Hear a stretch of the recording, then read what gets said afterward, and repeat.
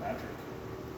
I'm using the forklift to illustrate your truck. But anyways, you just back your conveyor into place, rough and dirty. First thing you do, you get out of your truck. You come on here, like an agile cat, jump up on your trailer. Come here, she's tighter than tight can be, and she's supported.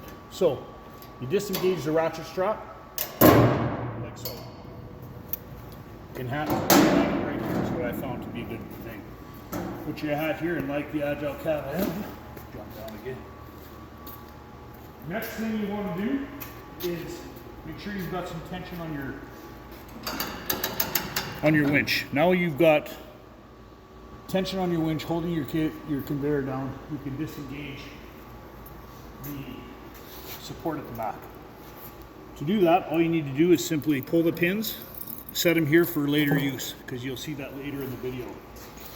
I like to put my handle here. I do have lugs here that if you would like, you can put a strap across for transport that holds this tightly to the tube. Not sure you need it, but you can have it. I like to put my shoulder here, disengage the lead, pull it back,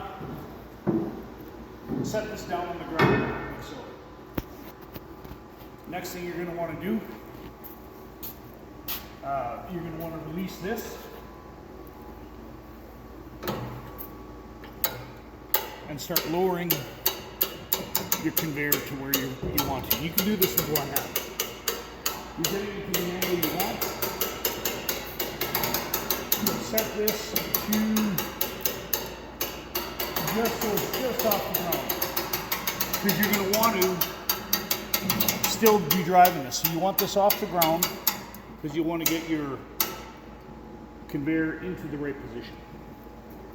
So now what you do, you have the winch locked so it's just off the ground. Pin is disengaged. You can now pull this over slightly, and then you can re-engage your pin. This pin, disengage that, so now it's ready to engage. You pull it,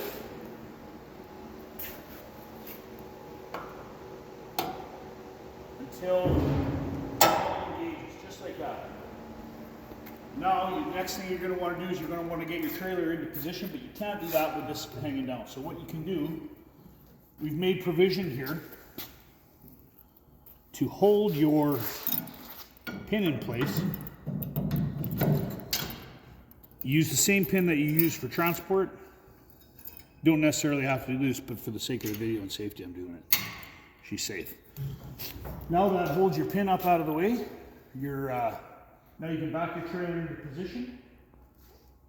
Next thing you're going to want to do is lower your conveyor until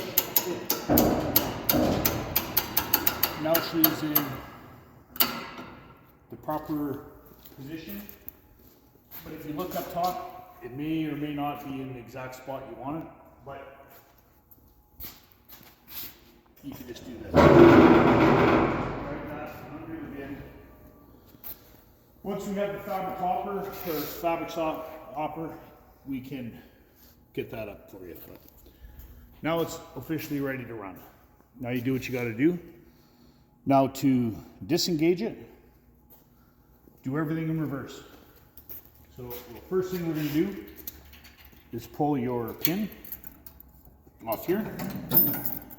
Because when it's down, it's at an angle, you can drive your truck out, drive the conveyor out if you like. Then we're going to, next thing you're going to want to do, disengage this. That's your locking pin. Now, what you want to do, while you've still got weight on the ground, you can,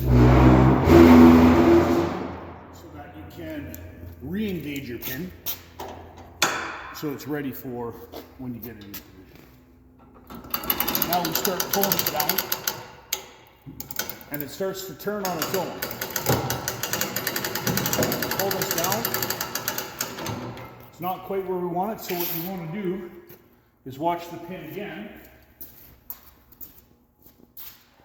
pull this until the pin engages.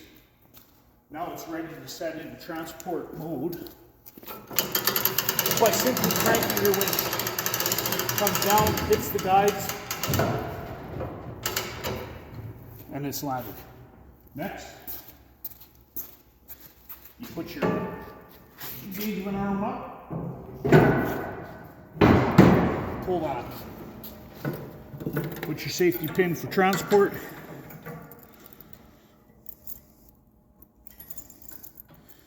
You can pick these up at your nearest Princess Auto. Pennies on the dollar. Now, going back to the Agile Cat, here, jump up just like that. Come here, you grab your ratchet strap. Doesn't matter, you can go this way, this way, this way, or this way. My preference is always to go like this,